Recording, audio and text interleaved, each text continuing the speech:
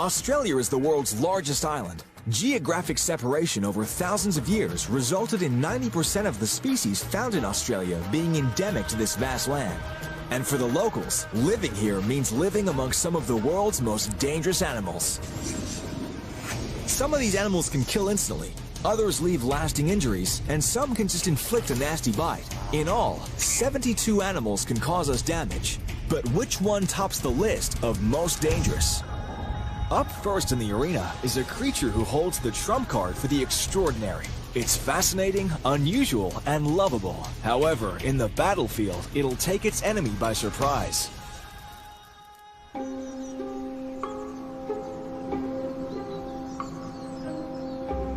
This animal baffled European scientists when first discovered during Australia's settlement. The bizarre appearance of the platypus led the early settlers to believe it was a fraud, an animal that must have been put together by indigenous people to scare away the new settlers, or put together as a joke. This duck-billed, beaver-tailed, otter-footed mammal that also laid eggs could not have been more unbelievable. What they also learned was that this cute animal was highly dangerous. One thing about being hit by a platypus, you remember it. If you get spurred by a platypus, of course, you'll get a few mils of venom, not a microscopic amount. So the pain would be absolutely extraordinary. If a person gets spurred, then it's a very nasty injury, and often it's on the hand or the arm when people try to pick platypuses up, and the affected part just swells up and gets very painful. There's no antidote, and no pain relief will help, and that pain can linger on and not fully recover for 3 to 6 months.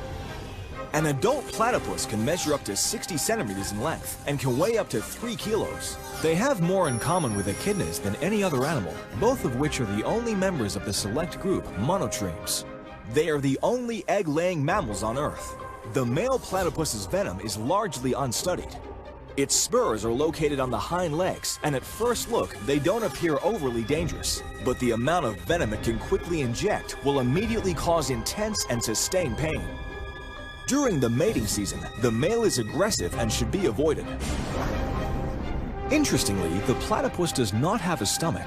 Instead, it has an esophagus linked to the intestine. Scientists believe that there was a time in natural history that there was a stomach, but due to the soft nature of its diet, the stomach became redundant. The calcaneus spur on the male is tough and lethal. Females also begin life with a spur, but this falls off in their first year.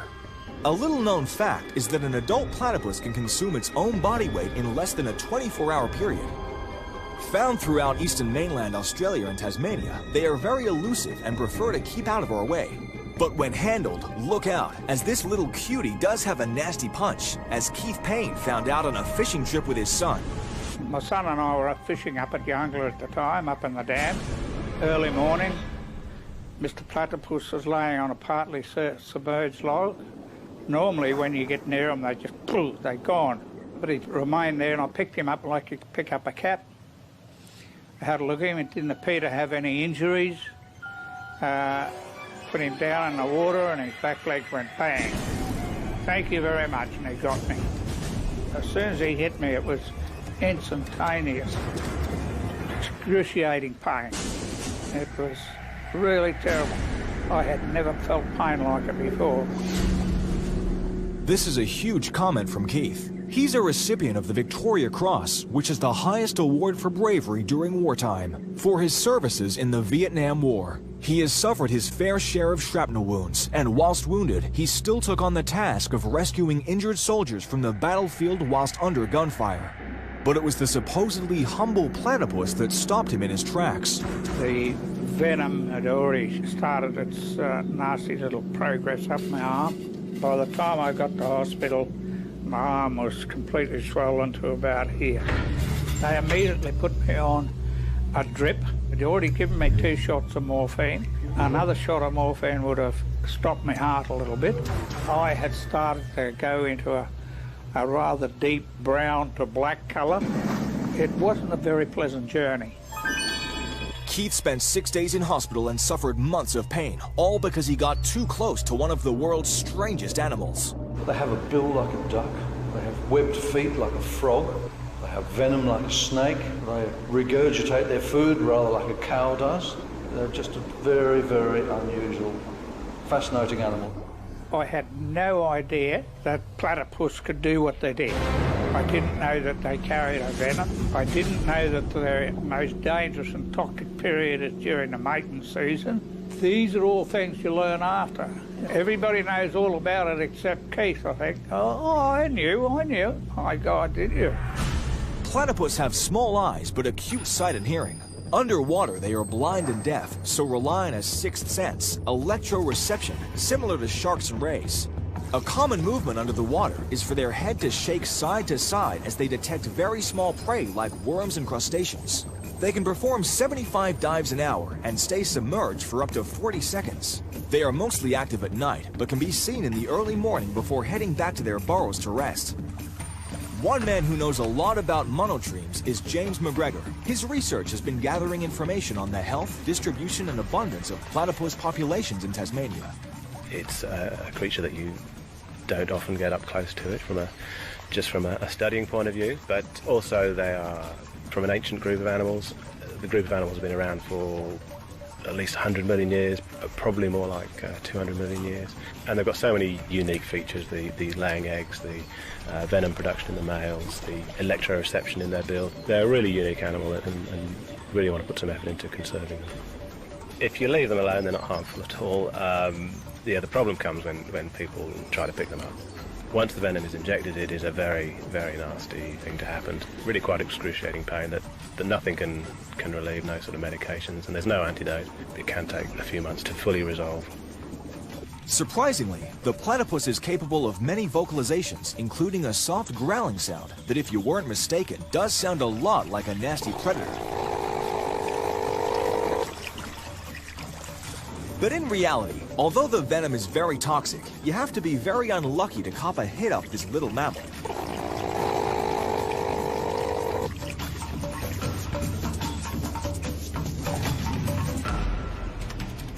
Animals are competitive by nature. They need to be to survive. So in keeping with the action, we're gonna rank them according to just how dangerous they can be. We'll scrutinize each one, highlighting how they can affect your life. Quite literally, allowing you to decide if you're game enough to get as close as some of our experts. For an animal that the early settlers thought was a fake, this small mammal certainly packs a punch when it comes to defending itself. It's our first featured animal, so it's looking strong at number 1. But will it hold its spot? Our next animal is small, hairy, and feared by many. It has taken its fair share of victims, so it may just creep its way to the top. It's a lovely Sunday afternoon. You're kneeling on the edge of an overgrown garden bed, shrubs strangling your favorite plants. And then you're hit. Immense pain ensues, delivered by the most notorious member of the Australian spider family, the Sydney funnelweb. You'll get raised blood pressure, your eyes will run, your nose will run, pain around the bite site, the muscles will squirm. The Sydney funnelweb contains lethal toxic venom that, left untreated, could mean the end of your life. This aggressive predatory spider will not shy away from a fight if under threat, rearing up and attacking, deftly delivering an intensely painful bite with fangs long enough to pierce human skin. The good news is that since the antivenom was developed in 1981, no deaths have been recorded. However, prior to this, 13 people met their fate from the fangs of the Sydney funnelweb. Within 30 minutes, the lethal toxic cocktail surges through your lymphatic system. You'll feel nauseous, you'll experience profuse sweating, weakness of the muscles, and difficulty breathing. If you don't get to a hospital immediately for a shot of life-saving antivenom, you're in for a world of trouble. Funnelwebs have a particular toxin in their venom that targets channels on nerves, and it's quite specific to insects and primates, interestingly enough. And that causes the nerves to overfire, to be overactive, and this causes vastly increased blood pressure, and people generally die from fluid on the lungs or hemorrhaging.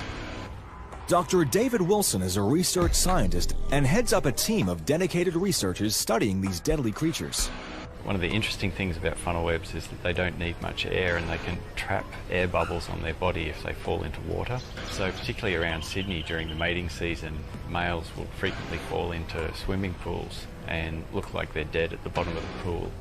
People will scoop them out and put them on the side of the pool, and then half an hour later the spider will be gone, and they'll think that a bird got it, but it's actually the spider's recovered and wandered off. Encounters with humans in urban areas are not a rarity. However, the Sydney funnelweb's preferred hangout is underground. Funnelwebs eat insects and small lizards, frogs, that kind of thing, but their favourite food is millipedes. They catch the millipedes by waiting in the top of their burrow for the millipede to walk across the web trip lines at the top of the burrow. When they detect that, they'll rush out and grab it and inject it with venom and pull it back into their burrow. It is the venom of the male Sydney funnelweb that contains a unique toxic cocktail that wreaks havoc on the nervous system of insects, humans, and primates alike, but not of other mammals. This is a creature of weird science.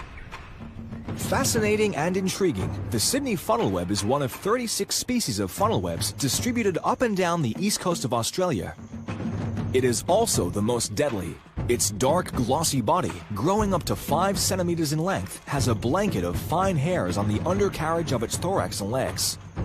These fine hairs are used to sense vibrations in the air, alerting the spider when to attack and when to defend. On top of this, they have a great ability to survey all their surroundings. Their eyes are on the top of their head, so when they rear up, they're actually looking behind themselves. Although not as dangerous to humans, the female of the species takes no prisoners when it comes to love and reproduction. She is cunning, spending most of her 25-year lifespan within her burrow, patiently awaiting prey and lovers. On reaching sexual maturity between 5 and 7 years, the male leaves his burrow by night in search of female companionship. This mystifying moonlight romance, one way or another, always ends in death. They can die either before they mate, or after they've mated, or during mating. Putting this concept to the test, picture 2 lethal funnelwebs placed in a glass tank.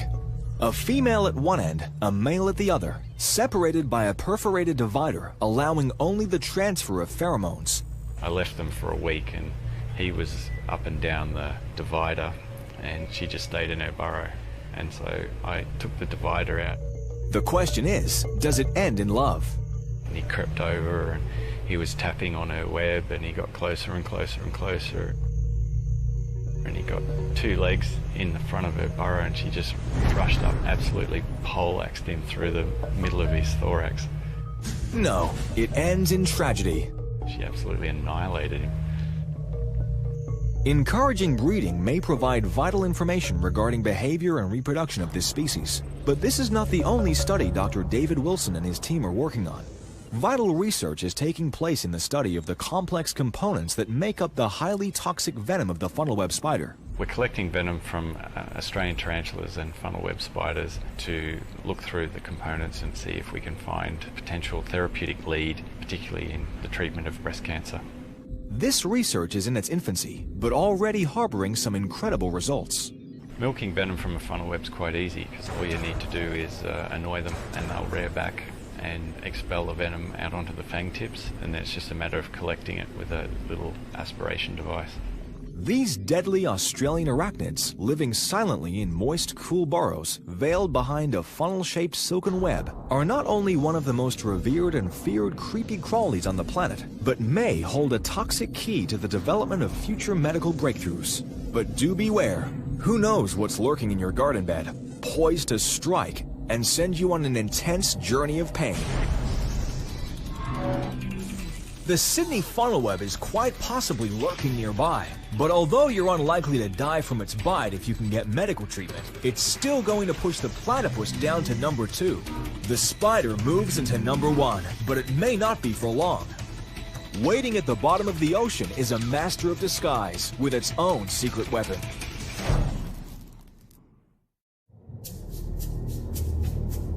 I've had bad hits the last days. The whole arm is just, aching everywhere. And as soon as it hit both my wrists, straight away, like my hands went just like numb. Couldn't move them. I swam to the surface, took a look at him, tried to move him. I was like, nah, I'm done. An expert when it comes to the aquatic environment and a recreational fisher. One knows the game, the other is a rookie. But what they both know is that this fish whacks a big punch if you get in its way. It's one of the times where the venom is purely there for defence, not to subdue prey. Because it's purely used for defence, it causes extreme pain, so animals know not to try and feed upon it again. Marine biologist Richard Fitzpatrick works with an incredible number of venomous animals, and due to the nature of his work, has had many an encounter with the treacherous cobbler. So cobblers, when you're either scuba diving and put your hand on them accidentally, or catch them fishing, you've got to look out for those dorsal spines. For Dane Shardlow, those dorsal spines were the beginning of an agonizing journey. A journey that would take him to a new level of extreme pain. I was spearfishing with the family, my brothers, my sister, my dad and a mate of mine. My mate and I got in the water first, all geared up, real eager to get going. Peaceful Bay is situated on the south coast of Western Australia near Denmark. It's a popular tourist destination all year round, and despite the cold southern waters, the stunning ocean setting is one of the major draw cards. I've probably been in the water a total of 2 minutes. We came across like a cobbler. It was completely green or speckled, really pretty colours, really docile. Just moved really casually. If you're in the ocean, there's a few different strategies. One is to be going quick and chase your prey down, or you can just sit and wait for it to come to you. The cobbler is very much a sit-and-wait predator. They conserve a lot of energy, so they're battle-ready if danger presents. When I dove down towards it, it wasn't startled or anything like that. And I had the loaded spear gun. I thought, this is cruel, being able to just spear it without it having any sort of... So I thought, Dane was falling into the trap of guessing the unknown, completely unaware of the consequences. I handed the spear gun off very foolishly to my mate and went to grab it. I had gloves on, I had a wetsuit on which covered my wrists really well, they were Kevlar gloves sort of thing, so I felt pretty safe. But a wetsuit is no match for a cobbler. The spines are sharp, and in defense, this is one fish that isn't going to hold back. I went in to dive down towards it again, and I slipped my hand underneath it and one on top of it, and just grabbed it. As soon as I grabbed it, I realised just how silly that was. Covered in a mucus, slipped out of my hands really quickly. It was starting to become obvious to Dane that predicting an easy target was going to prove to be a massive mistake. I think I had hold of it with one hand. It managed to hit me on my left wrist with its side barb, so they got the two there and then the one on top, and then hit me there with the one on the top, and that one was searing. The cobbler, also known as a catfish, is endemic to Australia. It's a member of the scorpion fish family, but this family member lives in the cooler waters of the country. Like all the scorpion fish, the dorsal spines have a venom sac at the base of each spine, and these spines are like a hypodermic needle. The cobbler also has serrated and poisonous spines embedded in the pectoral fins. So if you are fishing and you catch a cobbler and you're trying to handle it to get it off the hook, and it hits you from those spines, you're going to get, one, the trauma from the spine going in, which hurts a lot, and then the venom will go in as well. I swam backwards for a little bit, then rolled onto my side and just gunned it for the shore. Feeling a little safer closer to shore, he stood up and tried to pull his gloves off, but realized he didn't have the strength to hold onto anything. I stood there just waiting for someone to come and help me, and I managed to get my mate to pull my gloves off, and then at that point the blood just started sort of bubbling out of the two holes that I'd been punctured by. On the initial puncture, the heat just swelled through both forearms. I could feel the flush through the forearm, and it just seemed to travel straight up. Didn't go outwards to my fingertips, just felt like it hit in and then just went up through my forearm. I don't know, I felt like Popeye, big heavy forearm. By now, his family had come over to find out what was going on, but not having any experience with the cobbler or heard of any incident over the years, it was basically a case of toughen up. Dane was desperate to know more. And I was thinking I'm really not sure how poisonous these are, I really need to check, but I couldn't even work my phone to try and type in into Google or whatnot.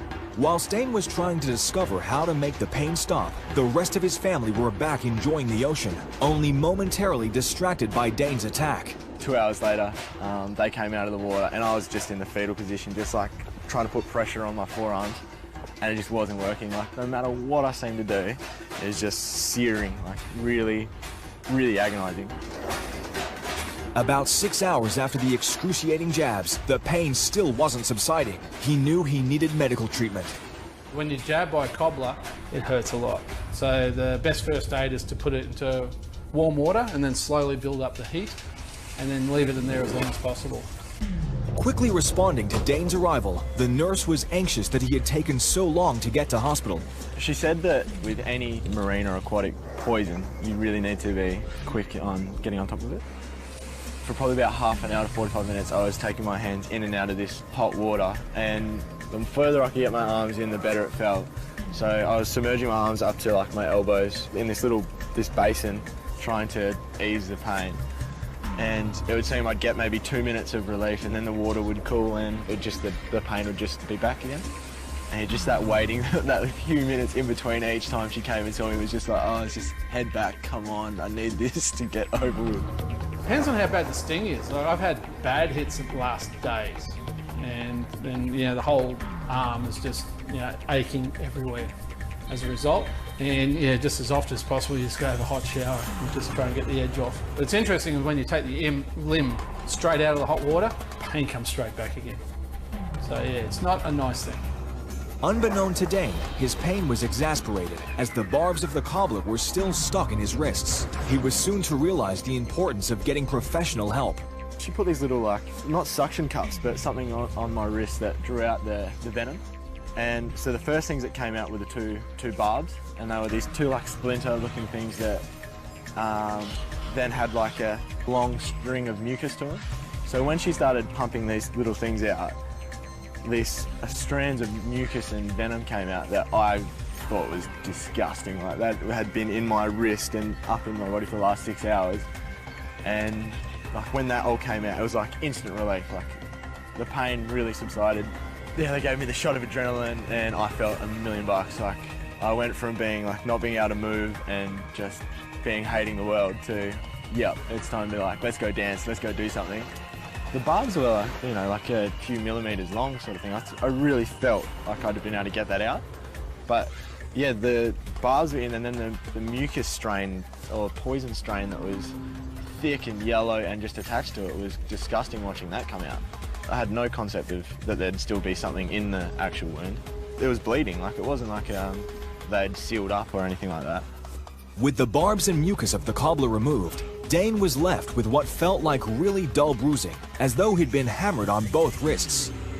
It was nothing compared to what that original pain was, the initial pain. No, it won't kill, it just causes a lot of pain. The only times you get deaths from scorpionfish families with the stonefish.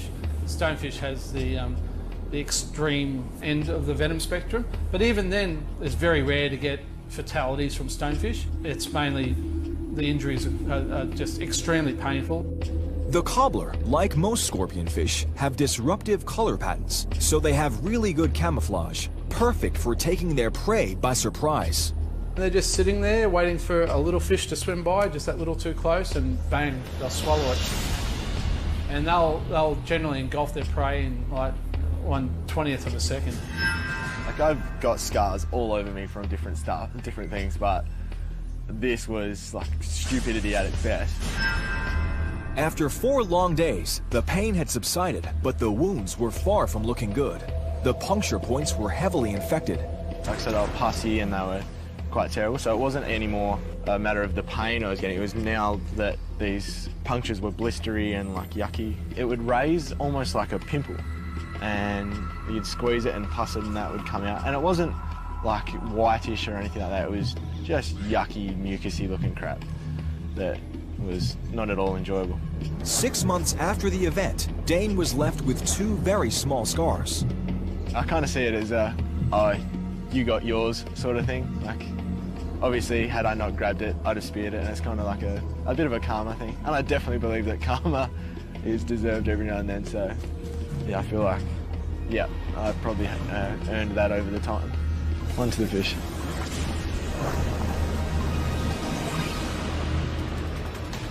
The cobbler may have triumphed, but not enough to take it to the top. The Sydney funnel web will hold its spot at number 1. However, the platypus takes a dive down to number 3, as it's unlikely to swim your way. The cobbler nestles in between at number 2, as there's a greater chance you'll meet this beast. But about to take the spotlight is an animal who will get you without you even knowing it's there. All it takes is one tiny, minuscule hair, hardly visible to the human eye, and bam! The agony is overwhelming, relentless, and ghastly. You're in for intense pain, followed by intense itching and hives and rash. And, oh, they're a horrible thing. Really, really painful and irritating, horrible little thing. Known throughout tropical and central Australia as the itchy grub, this common caterpillar may be small in size, but it packs a big punch if you happen to get in its way. When one sort of brushes against your skin, you normally get them across the back of your neck because you're normally ducking underneath a branch or something like that, and you just feel it like a bit like prickly heat sensation. This creature is not out looking to attack. It's more a case of walking past the wrong tree at the wrong time. The prickly heat sensation is the first warning sign. Then the welt starts to develop. This is the confirmation you've been hit. You're going to be itchy. You know you need to try and resist scratching. It's a torturous assault from an unknown enemy. You really know it in the middle of the night. You wake up in the middle of the night, you scratch the tops off the welts, you're bleeding, you got blood on your fingers and blood all over your pillow, blood all over your sheets, and you're just in intense, agonising pain, and there's nothing you can do about it. There are several species of itchy grub, all to be avoided. The freshwater mangrove itchy caterpillar, which, as its name suggests, lives in the freshwater mangroves that line the banks of the creeks and river systems in the tropics of top-end Australia. Yellowy brown in color and covered in fine hairs, they can be found hanging on a silken thread from the branches of the freshwater mangrove, which is also their preferred food source. The bag shelter moth, or processionary caterpillar, is also to be given a wide berth. They are a large caterpillar, black in color with a long hairy appearance, and can often be seen in an incredible processionary march across the landscape.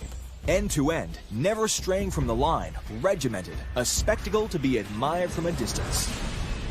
So yeah, I got hit on Saturday about 2 o'clock in the afternoon, and the whole, from my shoulder down to about the middle of my back's covered in a big patch of rash. And I honestly thought I only got hit on the shoulder, but obviously I've scratched it and I've dragged it all down.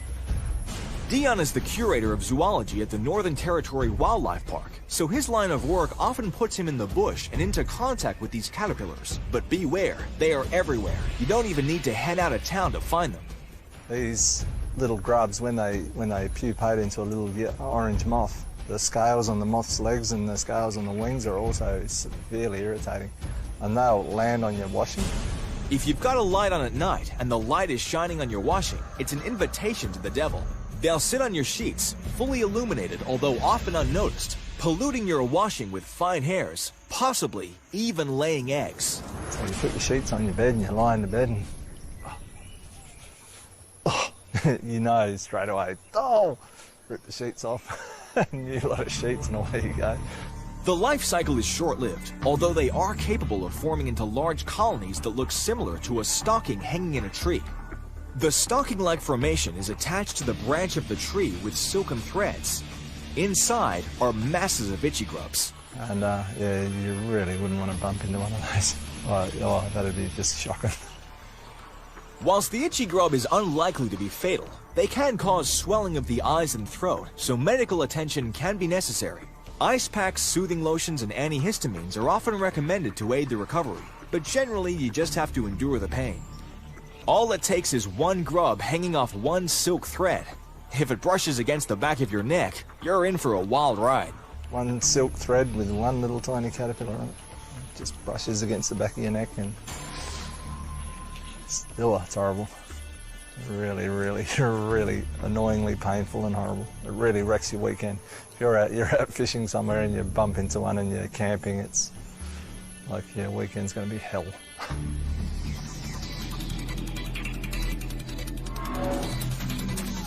Taking you to hell and back, we'll see this small grub climb the ranks into second position, shoving the cobbler and platypus down to third and fourth. The deadly spider will hold tight at number 1, but its match may be met by a deceivingly placid aggressor.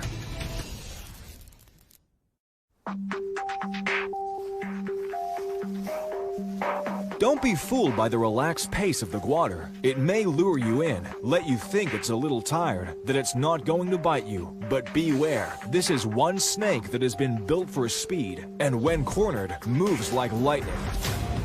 Over logs and scrub, he can quickly outrun a human across rough terrain. In the open, on a straight bit of grass and that, you would outrun him, but it'd be close. This reflex is very switched on. As soon as it sees movement, it's got to react, and it's a nervous reaction. This is a snake that will, at all times, run away really fast, but when he's cornered, he will rear up, and that's when he will aggressively defend himself. If cornered, he's nervous, and he'll bite anything. Gary Davies has been interested in snakes for as long as he can remember, and now spends much of his time educating both children and adults about staying safe around these often maligned reptiles. The layman can't generally tell the difference, so treating all snakes as venomous and leaving them alone is your best bet. If you've got some way of telling a venomous from non-venomous and there's a snake that doesn't suit your mould, you can make a mistake very quickly. Its venom is a highly potent neurotoxin that contains a procoagulant. Once bitten, the procoagulant at the bite site suggests the effect that the blood wants to clot. So the body sends out a thinning agent which unfortunately over-thins the blood so that it is no longer able to clot. The upshot is that the victim then hemorrhages from everywhere they can possibly hemorrhage from, and this massive bleeding, if not treated immediately, will most likely result in death.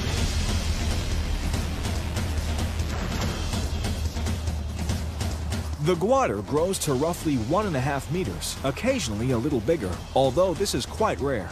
In relation to envenomation, it's the larger snakes that have the larger venom yield. But it doesn't matter so much about the quantity of the venom they pump in, as these are one of the most potent snakes in Australia and are venomous from the day they hatch. The smallest guader that actually killed an adult human was 60 centimetres long, and that killed an adult male. Often people get bitten by mistaken identity. And unfortunately, there was a fatality in Broome for someone who mistaken a black-headed form of these for a black-headed python and picked it up and was bitten and paid the ultimate price. It's really a venom you want to avoid at all costs. A member of the brown snake family, the guader is also commonly known as a western brown and can be found through the middle as well as across the top half of Australia from coast to coast. The brown snakes, including the eastern brown and the dugite, are a dominant species in Australia. Collectively, these snakes have the country covered and are responsible for most of the snake bite deaths across the land. It's killed a lot, but on average we have 2 deaths a year Australia-wide by snake bite, so it's not a high number already. But the vast majority of those have been from the western brown. So if you work on about 2 deaths on average over the last 30 years, and a high percentage of them have been from this. But we're not talking large numbers anyway of deaths, not in Australia because we have such good medical facilities for snakebite. Guader is the Aboriginal name for this snake, and for thousands of years, Indigenous Australians have had this snake worked out. Their advice is still the best there is.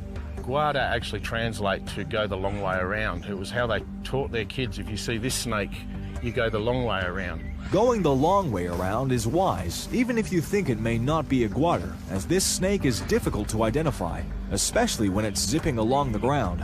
Long and slender is a good clue, but there are so many variables. One of the worst identification tools is colour. This one is black and orange with bands and a black head, but you can get them straw brown, chocolate brown. You can get an orange one with a black head. They just have so many different colour forms. Typical is these orange spots going up the whole belly. If you can see those orange spots on his belly there, that's real typical of a guader. It's high belly spots, but as an identification tool, if you're looking at the belly, you're usually too close. The guader is an elapid snake, so it has fixed front fangs that are like hypodermic needles from which the venom is injected. These fangs are quite small in size, thus making it hard to see the puncture marks. Plus, the bite is usually quite painless, so the telltale signs of attack are often negligible, until the effects of the venom take control. This family of snakes have replacement teeth on standby, should they lose their front fangs. These develop along the jawline and can be rotated into place. Curiously, every so often the snake will stop in its tracks and realign its jaw. Its favorite food is mice, and since the introduction of mice into Australia, the western brown snake's population has grown dramatically in populated areas. Combine this, its love for hiding in nooks and crannies, its agility and aggression when cornered, and venom amongst the most potent in the world, it's no wonder that the guader has been responsible for most of the snakebite deaths in Australia. If he's sitting on the path and he's in your way, you go the long way around. The Aboriginal people taught their kids to leave this snake alone, and we should do the same.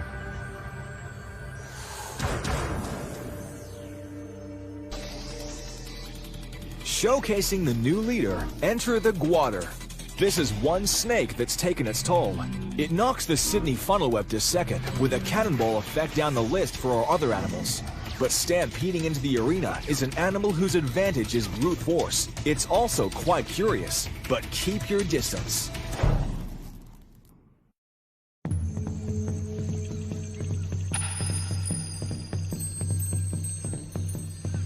Yeah, like any big animal, they can be dangerous, there's no doubt about that. If you corner a buffalo or if you come between a cow and her calf, they'll definitely defend it with a ferocity, you know, they can be quite aggressive. With surprising agility for such a big brute, a hide almost 2 inches thick, and large flat feet roughly double the size of the hooves of cattle, this is one menacing animal to be observed from a distance. If you push a bull or if you annoy him or if you get close to him, yeah, they'll chase you up a tree. Matt Kelman lives and works alongside these imposing beasts at Carmore Plains, an outback property neighboring Kakadu National Park in Australia's top end. At over 1,000 acres, this property boasts a magnificent array of bird life, wild boar, the ever-present saltwater crocodile, and of course, water buffalo. The floodplains provide the perfect lifestyle for the water buffalo, but this isn't a place for the faint-hearted. This is an adventure. Had numerous buffalo chase the motorbike. They hate motorbikes. I think it's probably the noise or something, just a bit different to a vehicle. They won't take much provocation to chase a quad bike. Water buffalo were introduced to Australia in the 19th century. Just 80 animals were brought over from Indonesia to support remote northern communities. Almost 2 centuries later, there are well over 150,000 inhabiting the wetlands of the territory. Whilst they are destructive to the environment, they've made this land their home, adapting to all conditions. They can run like a rocket, yeah, normally, but because they're out in that mud, that wet mud's that deep, it's just bottomless, and they've got huge feet that'll help them move through the mud. And then, you know, some of the buffalo we've seen in the airboat are up to a metre of water, so it's incredibly hard to walk through it, and a lot of it's all tangled in grass, so they kind of lunge through it, they jump through it. But yeah, on hard dry land, water buffalo's probably faster than Brahman, incredibly fast. Over a short distance, they're insanely quick. Water buffaloes are quite long-living, with cows reaching roughly 25 to 30 years. For bulls, it's a little shorter, to around 20 years. The bulls are generally bigger all over, and their horns are a lot thicker. A big bull averages around 800 to 900 kilos, and a cow probably pushes up around 650 kilos. Clearly a massive animal, but despite its bulk, is capable of surprising anyone who is a little too close. As a rule, it is quite inquisitive. It'll want to know what you're up to.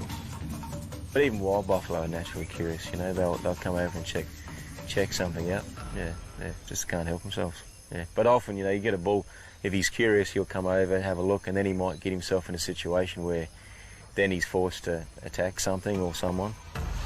These beasts will often snort or bellow before they charge. Plus, their body language is quite recognizable when irritated. Taking quite a majestic stance, they'll start to shark their head. Then a bull will typically drop his nose to show off his horns. If you see these signs beforehand, you can probably get yourself out of danger, but there isn't always a warning. People that have been killed by buffalo, it's often the case where it's an unseen animal, it's a cow. You know, they might have been watching a bull that was appearing to be aggressive in a cow or come out of a herd, whether it be fellas working in yards or whether it be out in the paddock. The cow might have a calf planted right where someone's working on a fence, and he doesn't even know that, and the cow will flatten them, you know. And if you're out in the bush by yourself working, if it's a bad injury, you're done for. A lot of guys that work with them, you know, with the export trade have been horned or gored, yeah, but a lot of people survive the injury if you know, someone's there to help or chase the bull away. There has been a number of deaths over the years, not something to be messed around with. Defying the buffalo's dangerous persona is possibly Australia's best-known water buffalo, the much-loved Charlie, who co-starred with Paul Hogan in the hit movie Crocodile Dundee. Charlie gave up the glitz and glamour of his Hollywood career to retire at the Adelaide River Inn, about an hour south of Darwin, where he was still able to bask in the limelight. He was very friendly. Guests could come along and ride him, so they used to go for walks around in his pen, and he used to be patted a lot by all the guests coming through. He used to hang out the front there and he used to greet tourists. They used to be able to pat him, ride him, feed him. His favourite thing to eat was carrot cake, so he was just an all-round star. Charlie, his stage name, known as Nick before stardom, was found as a potty calf on the side of the road and rescued by a local who took him to the Darwin Zoo. It was during his time at the zoo that he was selected for Crocodile Dundee, weighing in at 1,000 kilos with a horn width of 2.25 meters. He was an ideal choice to play the wild and ferocious buffalo. Charlie was 30 years old when he passed away, which is quite old for a buffalo. He actually suffered with an illness towards the end. He had pneumonia, so he had to be put down. Otherwise, he'd probably still be living on carrot cake, yeah. Even though Charlie was hand-reared and certainly well-tamed, he was still a young bull during the Crocodile Dundee movies and was pacified with medication whilst on set, just as a precaution. As with so many wild animals, predicting their behavior can put your own life at risk. Trust is a human trait.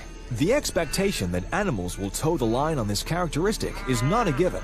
Always be cautious. I mean, a big animal, they deserve a certain amount of respect. They'll charge just unprovoked. There's no bluff, they will come right through. You just have to get out of the way if you can.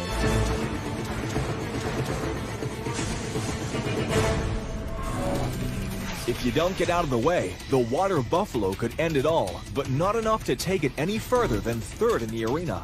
This tumbles the itchy grub, cobbler, and platypus further down the rankings, whilst the Sydney funnel-web spider clings to second spot behind the indisputable top stakeholder, the nervous but deadly guater. Keeping a wide berth is the Aboriginal terminology for this animal, but it is great advice for all 72 of our animals. So the countdown begins. We've previously featured 6 of our 72 dangerous animals already claiming their spots in the top 10 state of play. However, not all of them will maintain their lineup. There are now 12 animals vying for these 10 key positions. The bull shark has first claim to number 1. It'll most likely attack if you're swimming nearby and attack to kill, so without a doubt it holds the crown. The dugite is a member of the brown snake family, as is the guater, but it pushes the dugite to third. Both highly venomous, both could kill you, but the guater is incredibly widespread across the country and has claimed more victims, so it slides in at number 2. The Johnson's crocodile is not to be messed with and will defend itself, inflicting horrible wounds. It'll hold its spot at number 4. However, the Sydney funnel-web spider is going to push its way in at number 5, with the water buffalo charging right behind into number 6, bumping the irukandji down to 7. The irukandji is capable of causing excruciating pain for days on end, so it's not budging from this spot, nor is the sawfish, settling in at number 8, followed by the cane toad at 9. Taking the 10th spot on the list is the horrendously nasty itchy grub. One hair and your life changes to a scratching marathon of red welts and seemingly endless pain. An impressive list of dangerous animals, but our next program will introduce 6 more players to the arena and change the state of play in the search for the most dangerous. With all of our Australian animals, there is a fear factor, but keep in mind they're unlikely to harm you unless you're unlucky enough or foolish enough to get in their way. Be cautious, take note of the warnings, and show respect as we count down the list of 72 dangerous animals Australia.